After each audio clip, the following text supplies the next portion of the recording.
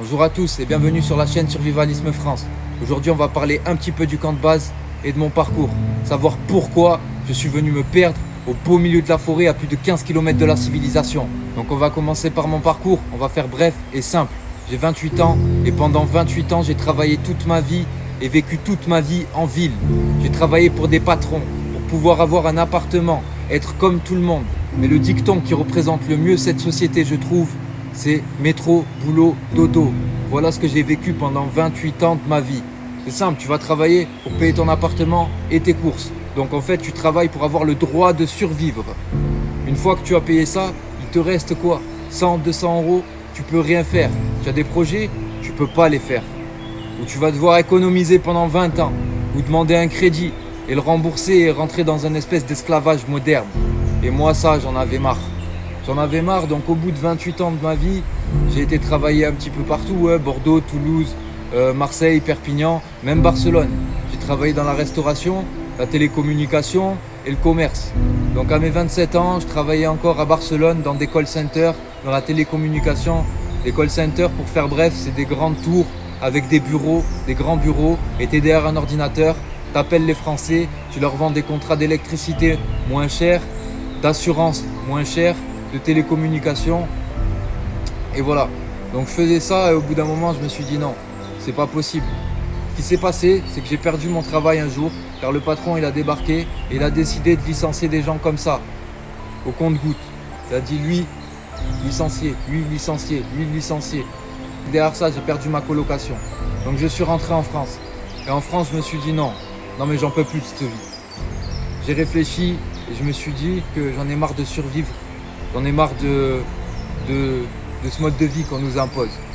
Ben, je me suis dit, je vais partir, je vais me ressourcer et je vais me créer un petit cocon, un petit camp de base. Le monde tel qu'il est, la civilisation ne me plaît pas. J'aurais préféré naître dans les années 70-80, quand je vois la vie qu'ont eu nos grands-parents. Ils ont galéré, ils ont eu la guerre, ils ont vécu des choses que nous, on ne connaît pas. Nos grands-parents ont fait la guerre pour que nous, on puisse être bien. Mais au final, on n'est pas si bien que ça. On travaille pour rien, pour pouvoir survivre. Tu es l'esclave de quelqu'un qui peut-être s'en sortira mieux que toi, mais au final, il n'est même pas heureux. Il n'est même pas heureux parce que lui aussi, il doit payer des charges. Il a plein de poids sur les épaules. Au final, on ne vit pas. Pour moi, la civilisation et le monde actuel, c'est une grosse douille. Voilà, on vous fait payer des choses qui sont accessibles naturellement. L'eau, tu la récupères à la source, tu la filtres. T'as de l'eau gratuite. L'électricité, avec le solaire maintenant, tu l'as gratuitement. Je vois de plus en plus de maisons d'ailleurs qui ont des panneaux électriques sur les toits. Et je comprends clairement ces gens-là.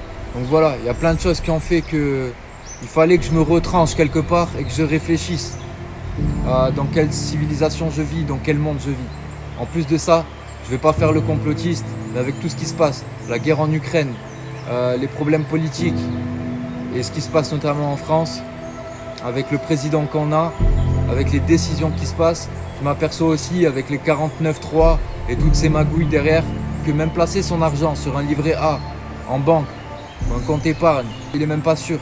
C'est pas toi qui le garde, c'est pas toi qui l'as. Les gens ils font ça parce qu'ils se disent que s'ils se font cambrioler, ils perdent pas tout. Mais au final, c'est l'État qui risque de te prendre plus de la moitié de ce que tu as. On rentre en économie de guerre et même ton argent qui est placé, il risque de sauter. Les seules choses qu'on ne peut pas te prendre, c'est des biens, des terrains et de l'or. L'or, on ne peut pas te le prendre. Tu vois, tu le caches, tu le planques. Ils ne vont pas venir toquer à ta porte. Même s'ils font ça, ils ne le trouveront pas. Tu le caches bien. Ton or, il est caché et basta. Donc l'argent liquide, ou l'argent que tu laisses à la banque, c'est une grosse douille. Avec l'inflation, il faut savoir que tu perds de l'argent chaque jour qui passe.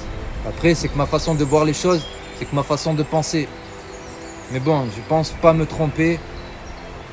Je m'aperçois vraiment qu'on paye des choses qui sont naturelles. On paye le droit de vivre. Donc il y a des gens qui ont mis en place tout ça, des gens qui sont très bien actuellement. Et nous, on fait partie des... On est des pions sur l'échiquier.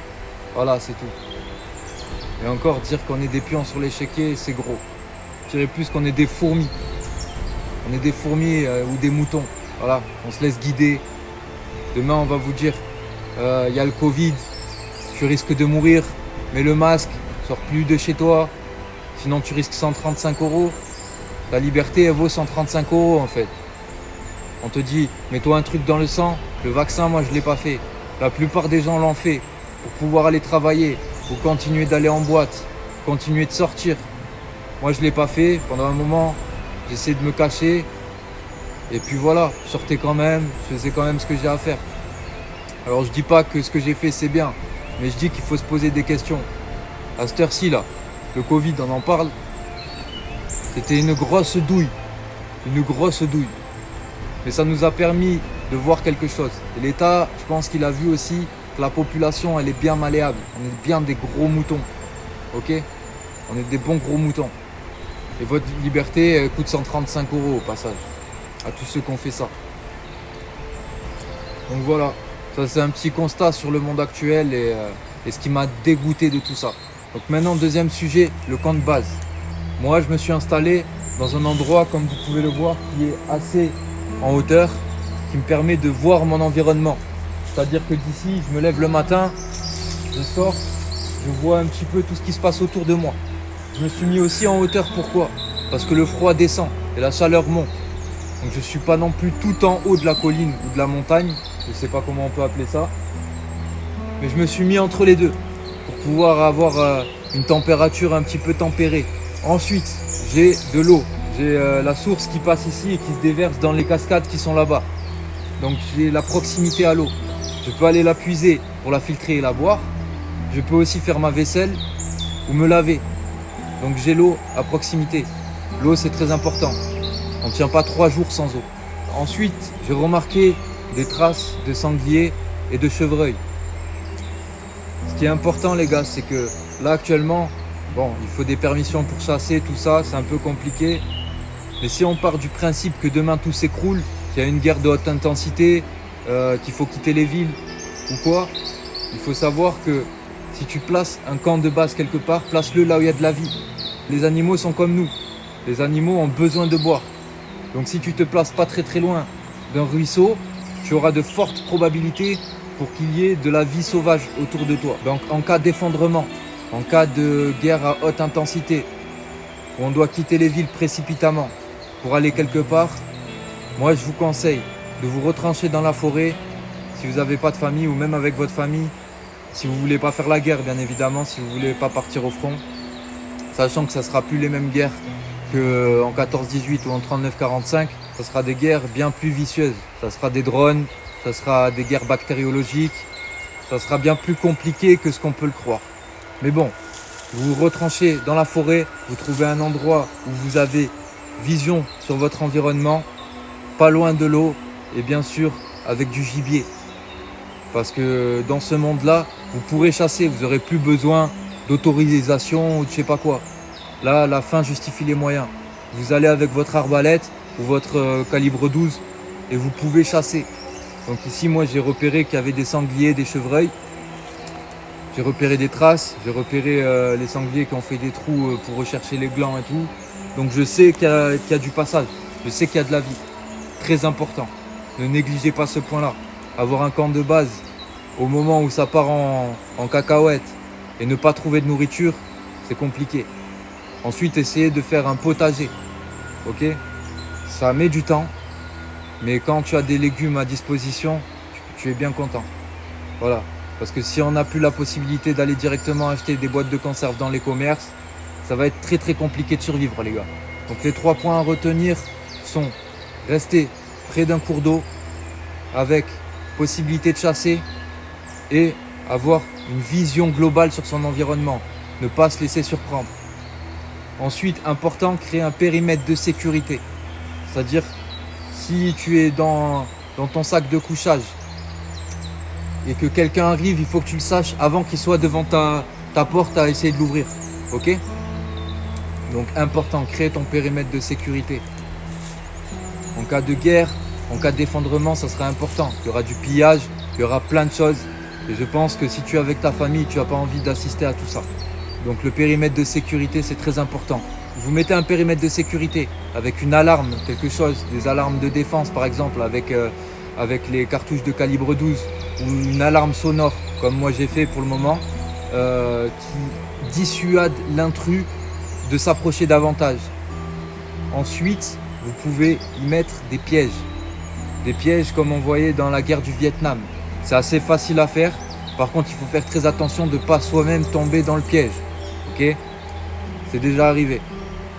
Je vous montrerai dans des prochaines vidéos comment confectionner ces pièges. Donc voilà, je pense que pour la défense du domicile, ça c'est bon. Donc ensuite, si l'intrus arrive à franchir ton périmètre de sécurité et qu'il ne tombe pas dans les pièges et qu'il est décidé, vraiment décidé à en découdre, ce que tu peux faire, c'est que dans un premier temps, pour la dissuasion, tu as le taser. Donc là, par exemple, j'ai un taser qui fait lampe torche. Ok ? Au niveau de la loi, ça, c'est une lampe torche. Mais derrière, on a un mode, si on l'active, on a le côté taser. Ok ? Donc ça peut être pas mal pour neutraliser quelqu'un qui n'est pas armé. Ou pour faire fuir quelqu'un qui peut être armé d'un couteau, par exemple. Ensuite, si jamais ça ne fonctionne pas, si la personne n'a pas peur et qu'elle continue à vous agresser, le couteau, je ne le conseille pas. Le couteau, il faut être vraiment proche pour l'utiliser. Ok ? Pour utiliser un couteau, il faut vraiment être proche de la personne. Avec ça aussi. Donc après, à vous de voir. En temps de guerre, le couteau sera mieux que ça. Si vous êtes dans un camp de base et que ce n'est pas la guerre, qu'il n'y a pas eu d'effondrement, ça peut être une solution. En temps de guerre, il vaut mieux utiliser le couteau. Mais le couteau, encore une fois, il faut laisser l'adversaire arriver vraiment proche de soi. Moi, ce que je peux vous conseiller, ça va être la machette. La machette, c'est dissuasif. La personne vous voit avec une machette, elle peut moins s'approcher. C'est-à-dire que vous pouvez créer une distance. Ok ? Avec le couteau, c'est plus compliqué. Donc la machette, ça peut vraiment aider à dissuader. Il faut savoir que si la personne n'a pas vraiment des intentions, ne sait pas trop ce qu'il y a chez vous, elle ne va pas prendre le risque de se prendre un coup de machette sur la tête. Il faut savoir que l'intrus, en général, il va venir pourquoi ? Il va venir pour voler votre nourriture, pour voler vos biens. Si l'intrus ne sait pas ce qu'il y a chez vous, quand il va voir ça, il va se poser 2-3 fois la question. Ok ? Faut vraiment qu'il sache qu'il y ait quelque chose pour lui de très important à gagner pour qu'il vienne malgré ça. Et si jamais il vient malgré ça, vous avez quand même la possibilité d'avoir une distance d'1 mètre entre lui et vous. Si jamais il a un calibre, c'est plus compliqué. S'il a un calibre, là, la machette, ça va être très compliqué. La machette, vous oubliez. Le taser, vous oubliez. Ce qui peut être bien dans ce cas-là, c'est le couteau. Vous apitoyez la personne, enfin l'agresseur. L'agresseur se rapproche de vous. Et au dernier moment, quand il ne regarde pas forcément qu'il a un moment d'inattention, vous vous servez du couteau. Mais ça et ça, contre un calibre, ça va être très compliqué. On va parler un petit peu maintenant du matériel.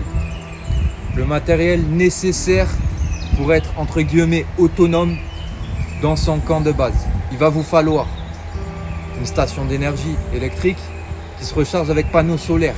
Pour être autonome en électricité, moi personnellement, j'ai pris la marque Alpower. Je vous mettrai le lien en description bien évidemment. J'ai pris des panneaux solaires de 110 watts qui font très bien le travail. Vous avez l'allume-cigare ici, les prises, donc 250 et 600 watts. Là aussi une deuxième prise 250-600 watts. Ici 2 prises USB-C et USB normal. Ici vous avez la petite lumière et vous pouvez mettre votre téléphone à recharger en induction juste ici. Ici vous avez donc la prise pour brancher les panneaux solaires, un coupe-circuit juste ici et là pour brancher sur prise secteur. Il va vous falloir un poêle à bois.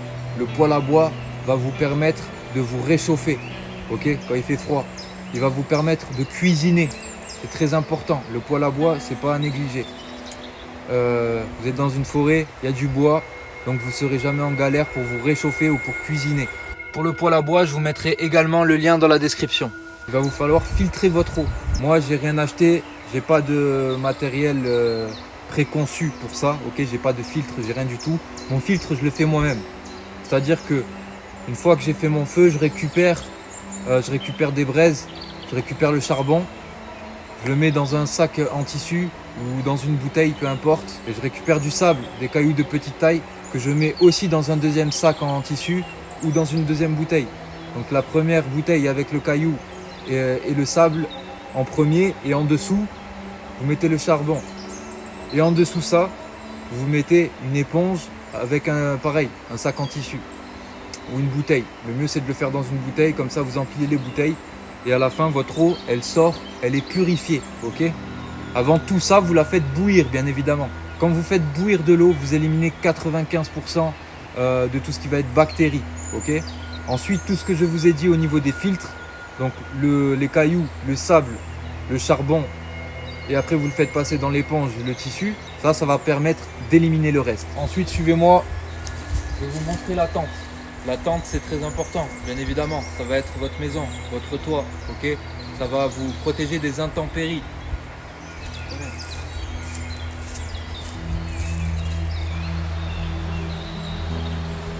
Donc parlons de la tente. La tente c'est une tente de marque Vevor. Je l'ai payée à peu près 330 €. Elle est en coton. Elle fait 3 mètres sur 3 mètres, donc 3 mètres de large sur 3 mètres de haut. Elle a été assez facile à monter. Vous avez un mât central qui s'assemble et vous avez un autre mât, on va dire, qui fait un triangle en fait et que vous venez caler dans des interstices. Vous avez plusieurs fenêtres d'aération sur les côtés. Je crois que vous en avez 4 ou 5. Vous avez une sortie ici pour le poêle à bois. Donc je vous mettrai également le lien de la tente dans la description. Pour le périmètre de sécurité, moi j'ai acheté ces petites alarmes là. Donc avec Goupy, vous savez, vous tirez dessus et ça sonne. Vous en avez 2 pour 20 € je crois. Ou pour 15-20 €. Je vous mettrai tous les liens de toute façon dans la description. Donc voilà, bon, on va faire attention à la couleur. C'est vrai que c'est pas très furtif. Moi j'ai mis le noir en place, c'est mieux. Après le rose, si vous arrivez à le cacher derrière un arbuste ou quoi, un petit buisson, ça le fait, hein. Donc voilà, c'est Personal Alarm. Je vous mettrai les liens de toute façon dans la description. Moi pour la pluie, je les laisse tout le temps dans le papier bulle en fait. Je le mets comme ça, attaché ici, attaché là, je fais un petit trou là. Et voilà, comme ça au moins ça prend pas la pluie. Et puis ça te fait un boucan, ça marche vraiment bien.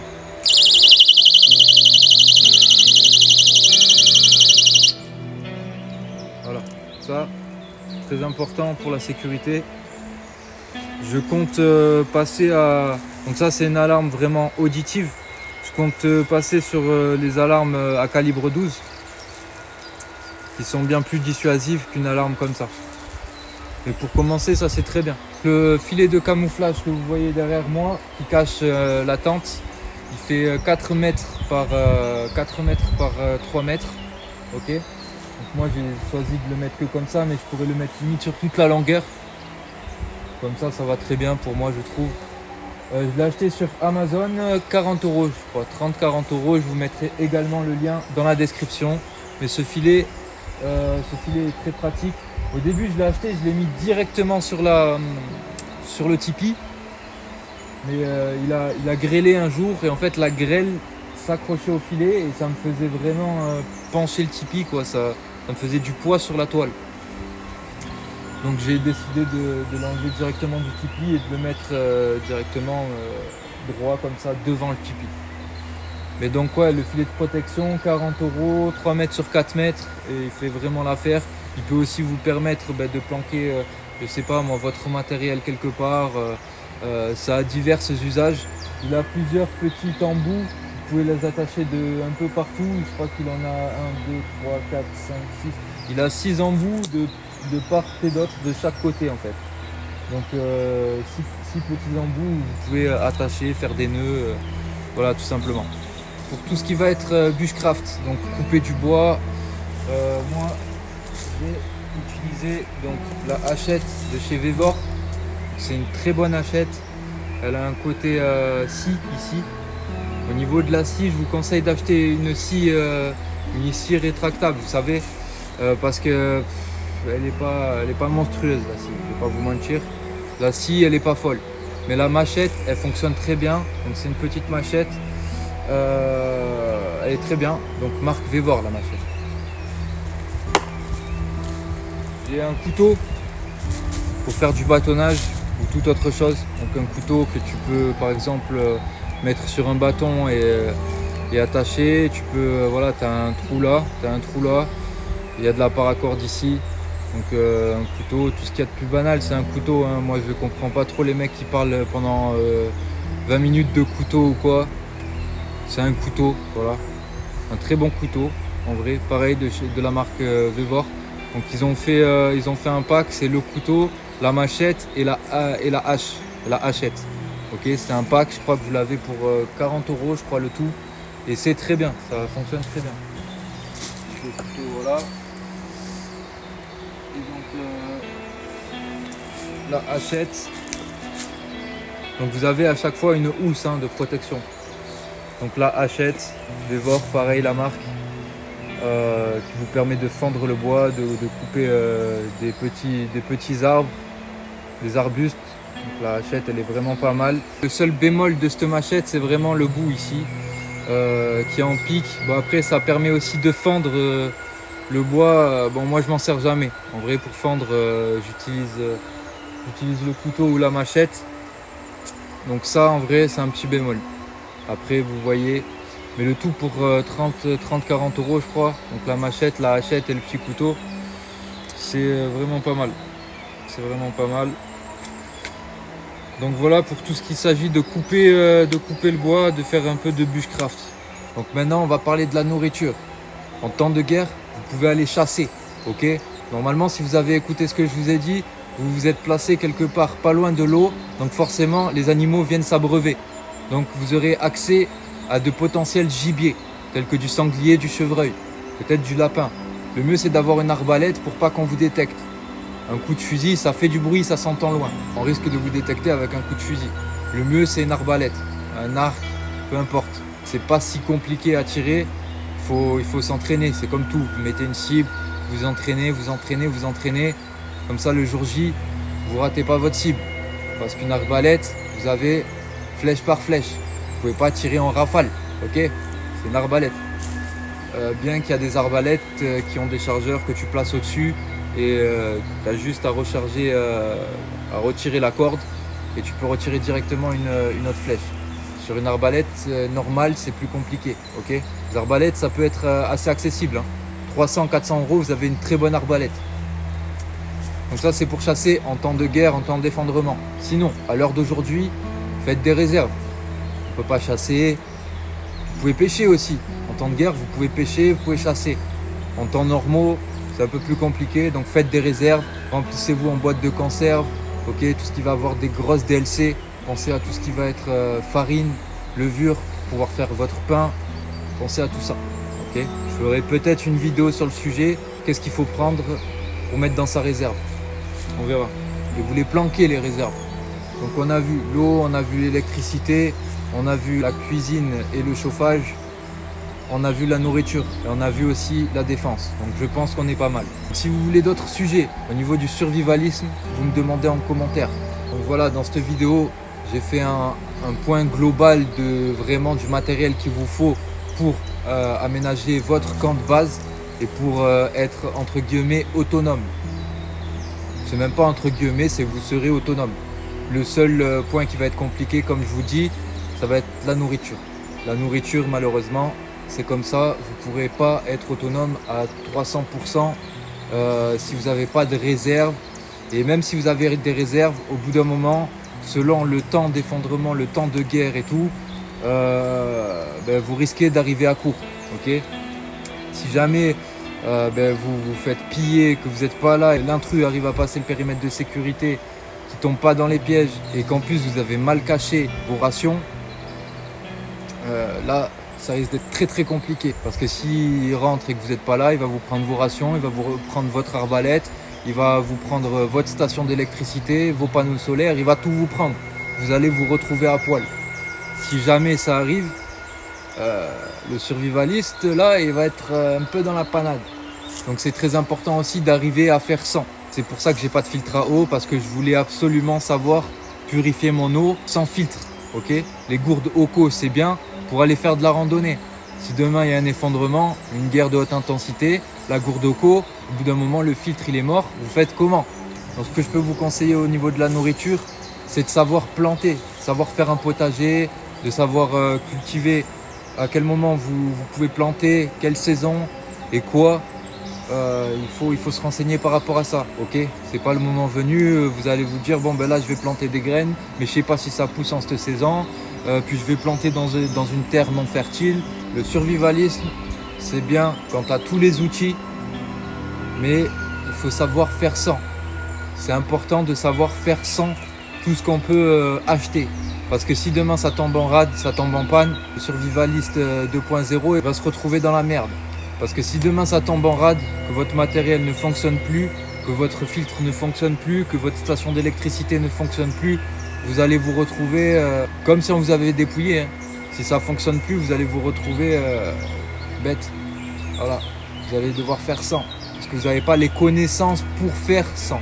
Quelqu'un qui sait faire de la survie, c'est quelqu'un qui sait faire sans tout ce que le survivaliste va acheter. Ok? Donc c'est très important d'être complémentaire dans ça. Donc être survivaliste, c'est être prévoyant. C'est avoir le bon matériel pour ne manquer de rien le jour J. Ok? Mais c'est important de savoir survivre aussi, de faire de la survie, de ne pas dépendre du matériel. Ok?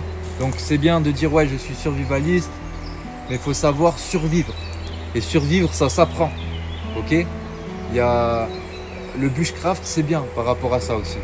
Vous pouvez utiliser le bois à différents domaines. Vous pouvez vous chauffer avec le bois, vous pouvez créer des meubles avec le bois, des structures.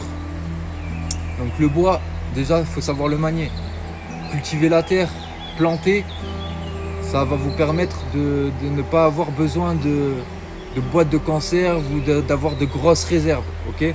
Si demain vous n'avez plus de réserve, vous savez faire ça. Vous savez planter, vous savez aller chasser, vous savez pister le gibier, savoir où il est. Donc les connaissances sont très très importantes. Ok? Ne soyez pas un survivaliste 2.0 qui achète le matériel mais qui ne s'informe pas sur comment faire si jamais le matériel tombe en rade.